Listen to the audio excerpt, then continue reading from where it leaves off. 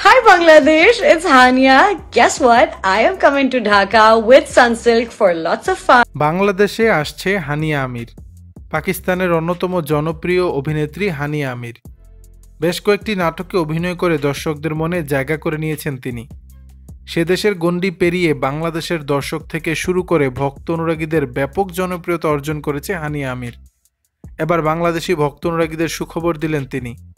এক ভিডিও বার্তায় হানিয়া জানিয়েছেন যে প্রথমবারের মতো তিনি খুব শিগগিরই বাংলাদেশে আসবেন। হানিয়া বলেন, হাই বাংলাদেশ, আমি হানিয়া বলছি। আমি ঢাকায় আসছি, সবার সঙ্গে দেখা হবে। উল্লেখ্য 1997 সালের 12ই ফেব্রুয়ারি পাকিস্তানের রাওয়ালপিন্ডিতে জন্মগ্রহণ করেন তিনি।